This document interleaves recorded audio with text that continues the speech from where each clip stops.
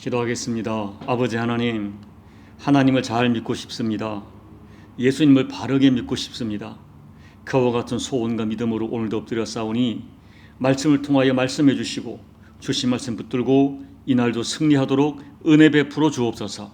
예수님 이름으로 감사하며 기도합나이다. 아멘.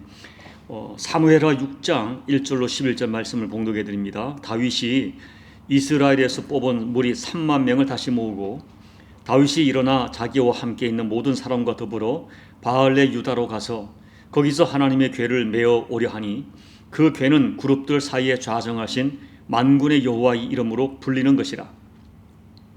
그들이 하나님의 궤를 새 수레에 싣고 산에 있는 아비나답의 집에서 나오는데 아비나답의 아들 우사와 아효가 그 새 수레를 모니라.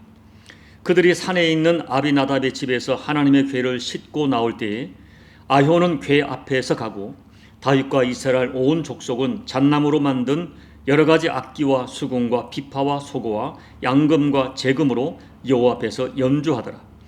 그들이 나군의 타작마당에 이르러서는 소들이 뛰므로 우사가 손을 들어 여호와 하나님의 궤를 붙들었더니 여호와 하나님이 우사가 잘못함으로 말미암아 진노하사 그를 그곳에서 치시니 그가 거기 하나님의 궤 곁에 죽으니라.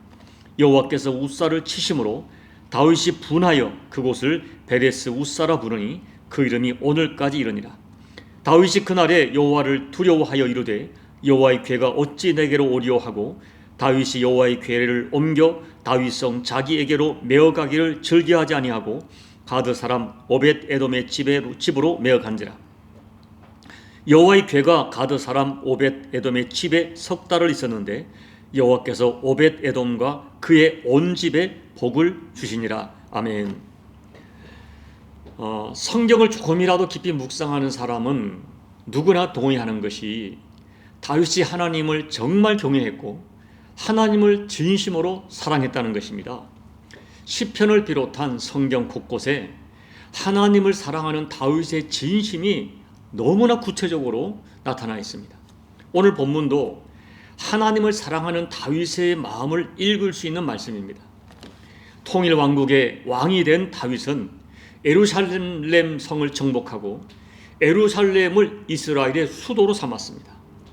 그리고 다윗은 하나님의 임재의 상징인 이 하나님의 궤 법궤를 예루살렘으로 모시려고 하는 것입니다. 그와 같은 다윗의 생각은 다름 아닌 하나님의 궤를 이스라엘의 수도에 모심으로써 명실상부한 하나님이 통치하시는 신정 국가로 세우겠다는 그런 생각이었습니다. 또 한편으로는 예루살렘의 법궤를 모심으로 이스라엘 12지파를 하나로 모으는데 중요한 역할을 할 것이라고 하는 정치적 의도도 있었을 것입니다. 그리고 저는 생각하기를 무엇보다 하나님을 정말 사랑하는 이 다윗으로서는 하나님의 궤가 사람들에게 잊혀져서 오랫동안 이 지방에 방치되어 있는 것이 너무나 마음이 아팠을 것이라고 생각합니다. 다윗 당시의 법궤는 기럇 여아림, 오늘 본문 2절에 보면 바알레 유다라고 하는 그 지명, 같은 지명이죠. 그곳에 있는 아비나답의 집에 보관되어 있습니다. 그 보관된 과정이 사무엘상 6장과 7장에 자세히 기록되어 있습니다. 엘리 제사장 시대에 블레셋의 법궤를 빼앗겼다가 도로 찾은 것입니다. 그 이후로부터 사무엘 시대 20년, 사울왕 시대 40년, 그리고 다윗이 왕이 된 후 10년이 지났습니다.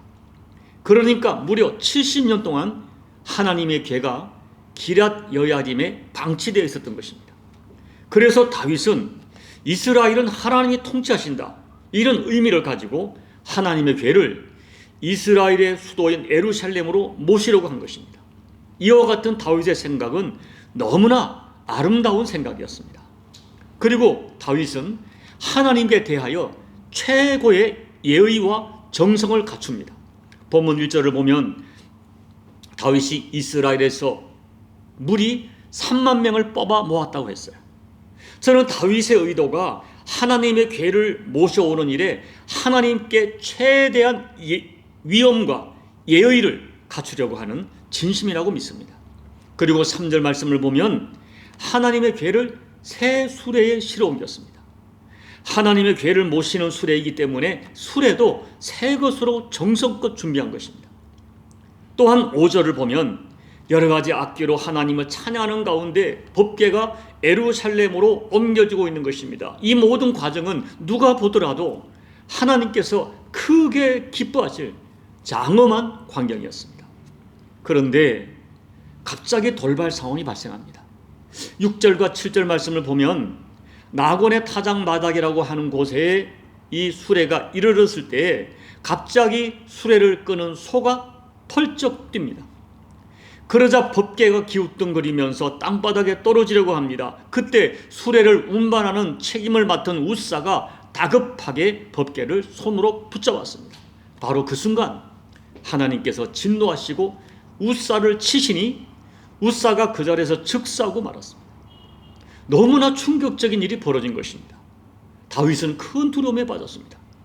결국 예루살렘으로 법궤를 모시는 일이 중단되고 법궤는 가드 사람 오벳 에돔이라고 하는 사람의 집에 임시로 모시게 됩니다. 사랑하는 여러분, 만약에 우리가 그 자리에 있었다면 얼마나 놀랐을까요? 다윗은 하나님을 정말 사랑하는 마음으로 이 일을 추진했고 진심으로 최대한 정성을 다해서 하나님의 궤를 예루살렘으로 옮기려고 한 것입니다. 그런데 이렇게 아름다운 신앙의 모습을 보였는데 왜 하나님이 진노하셨을까요? 그 이유는 분명합니다. 그 이유는 한마디로 다윗의 생각은 좋았지만 그 생각을 실천하는 과정과 방법이 하나님이 기뻐하시고 하나님이 정하신 방법이 아니었기 때문입니다. 더 정확히 말씀드리면 인간적인 생각으로 일을 진행하다가 오히려 하나님의 말씀을 어기는 어리석음을 범했기 때문입니다. 다윗의 생각은 진심으로 하나님을 존중하는 마음으로 생각했지만 그 생각을 실천하는 과정과 방법은 오히려 하나님의 말씀을 정면으로 어기는 범죄 행위였습니다. 여러분, 이 하나님의 법궤를 옮기는 방법이 민수기 4장에 하나님의 명령으로 자세히 기록되어 있습니다. 자, 민수기 4장 15절 진영을 떠날 때에 아론과 그의 아들들이 성소와 성소의 모든 기구 돕는 일을 마치거든 고핫 자손이 와서 맬 것이니라. 그러나 성물은 만지지 말라. 그들이 죽으리라.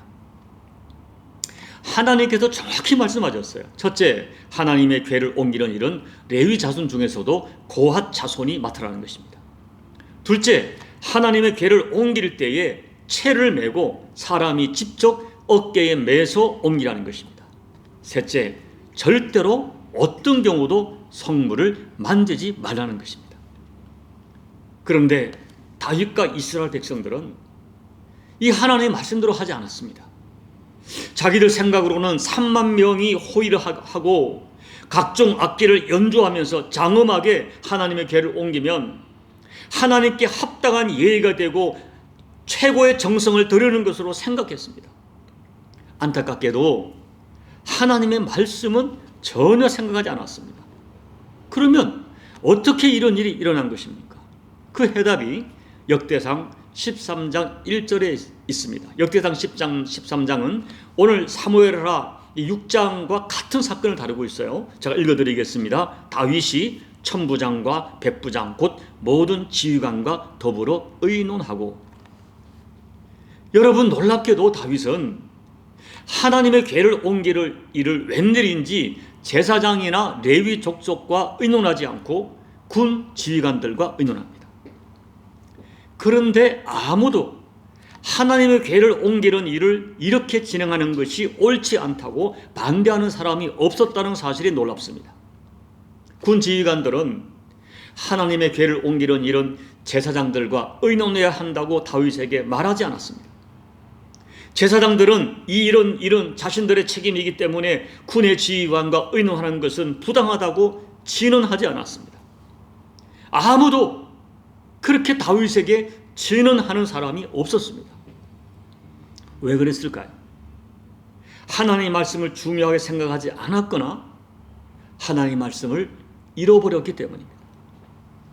결국 3만 명의 사람들을 동원하고 각종 악기를 연주하면서 새수레로 법궤를 모시는 일은 사람의 생각으로는 최대의 하나님을 최대로 예우하는 행동이었지만 진실은 무엇입니까? 진실은 하나님의 명령을 정면으로 위반하는 범죄 행위였던 것입니다. 다윗과 백성들은 그들의 생각과 열심은 정말 좋았지만 바른 지식이 없었고, 그래서 그 과정과 방법이 매우 나빴습니다. 범죄 행위였습니다. 그 결과로 웃사의 비극이 일어난 것입니다. 여러분, 바른 신앙은 다른 것이 아닙니다. 바른 신앙은 말씀 중심의 신앙입니다. 우리 기독교는 지성이면 감천이 아닙니다. 어쨌든 사람이 지성을 들이고 정성을 들이면 하늘이 감동한다, 그렇게 미신 믿듯 우상 종교 믿듯 신앙생활을 하지 말아야 합니다. 우리에게 은사도 중요하고 기도도 중요하고 체험도 중요합니다. 그러나 가장 기본적인 것은, 가장 절대적인 것은 말씀을 따라 해야 합니다. 그 어떤 체험도 말씀을 넘어가면 안 되고, 그 어떤 행사도 말씀을 무시하고 말씀에 어긋나면 모든 것이 헛거짓일 뿐 아니라 아차하면 웃사가 되는 거예요. 말씀을 모르면 자기 나름대로 열심히 교회생활 하는데, 나는 열심히 하나님을 섬겼다고 생각하는데 결국은 웃사가 되는 것입니다. 이런 예화를 들어보았습니다. 소와 사자가 있었습니다. 둘은 서로를 진심으로 사랑했습니다. 그래서 소는 최선을 다해서 맛있는 풀을, 싱싱한 풀을 매일 사자에게 접대했습니다. 사자는 괴로웠지만 참았습니다. 그리고 이번에는 사자가 최선을 다해서 맛있는 살고기를 매일 소에게 대접합니다. 소도 너무 괴롭습니다. 그러다가 두 사람은 다투기 시작했고 끝내 헤어지고 말았습니다. 그런데 헤어지면서 서로에게 이렇게 말하는 것입니다. 나는 너에게 최선을 다했어. 나는 최고의 것으로 너를 섬겼어. 나는 잘못이 없어. 여러분, 이 우화가 전하는 메시지가 무엇입니까? 소나 사자나 정말 잘해주려고 최선을 다한 건 맞습니다. 그런데 문제는 자기 중심, 자기 생각으로만 행동한 것입니다. 상대방의 입장과 상대방의 뜻은 전혀 헤아리지 않은 것입니다. 결국 열심히 한 모든 것이, 최선을 다한 모든 것이 허사가 되었습니다. 여러분, 신앙생활을 하면서 가장 억울하고 안타까운 것이 바로 이런 경우입니다. 나름 신앙생활을 열심히 한다고 했는데 하나님이 보실 때는 전혀 엉뚱한 행동을 하고 있는 것입니다. 하나님이 보시기에는 신앙생활이 아닌 것입니다. 심지어 자기 나름대로 열심히 했는데 결과가 웃사가 된다면 세상에 이런 비극이 어디 있습니까? 그렇기 때문에 여러분, 신앙생활, 교회생활 정신을 차리고 해야 됩니다.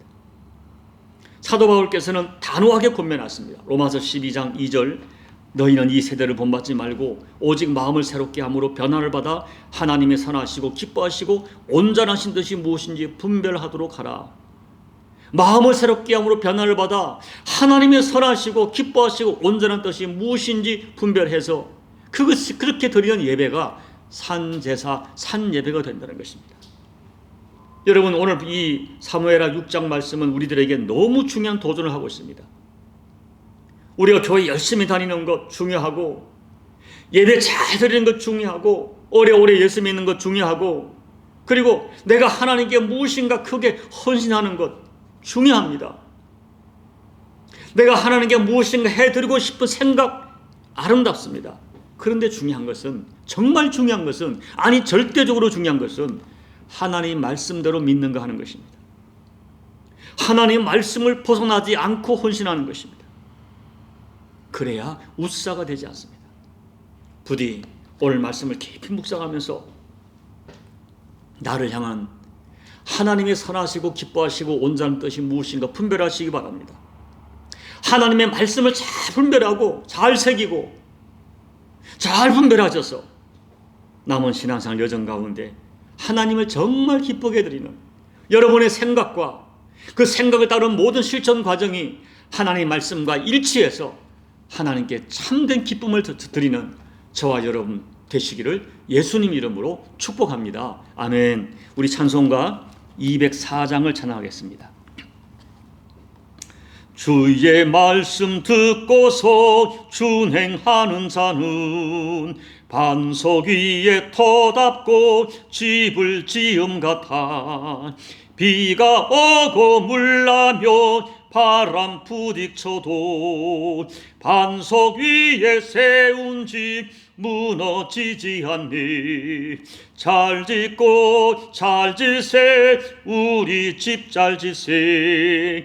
만세 반석 위에 닿아 우리 집 잘 지세. 주의 말씀 듣고도 행치 않는 자는 모래 위에 터닫고 집을 지음 같아. 비가 오고 물나며 바람 부딪힐 때 모래 위에 세운 집 크게 무너지네. 잘 짓고 잘 지세 우리 집 잘 지세. 만세 반석 위에 닿아 우리 집 잘 지세. 세상 모든 사람들 집을 짓는 자니 반석 위가 아니면 모래 위에 짓네. 우리 구주 오셔서 지은 상을 줄 때 세운 공로 따라서 영영 상벌 주리. 잘 짓고 잘 지세 우리 집 잘 지세. 만세 반석 위에 닿아 우리 집 잘 지세. 하나님 아버지, 오늘 다윗이 경험한 이 일이 너무 충격적입니다. 정말 다윗은 하나님을 사랑하는 마음으로 일을 진행했는데 최고로 참 모든 과정을 준비하여 하나님께 올려드렸는데 하나님께서 기뻐하지 않습니다. 아버지, 오늘 이 말씀을 깊이 깨닫게 도와주십시오. 오늘 우리가 교회 생활할 때, 신앙생활을 할 때, 내 나름대로 하나님께 무엇인가 해드리려 할 때 내 생각을 따라 하지 않게 도와주시고 하나님 말씀을 따라 하나님 말씀을 벗어나지 않고 우리가 하나님을 섬길 수 있도록 은혜 베풀어 주십시오. 이를 위하여 우리가 말씀을 깊이 묵상하게 도와주시고 하나님 말씀이 어떻게 말씀하는가 깨닫는 지혜를 가지고 하나님을 잘 섬기다가 우리의 모든 생각과 우리의 모든 행위가 하나님께 큰 기쁨이 되는 진짜 신앙생활을 할 수 있도록 은혜 베풀어 주옵소서. 예수님 이름으로 감사하며 기도하옵나이다. 아멘. 오늘 말씀을 깊이 묵상하면서 기도하십시오. 여러분의 생각이 참 좋지만 그 생각은 반드시 정당한 과정, 다시 말하면 하나님 말씀대로 시행되어져야 합니다.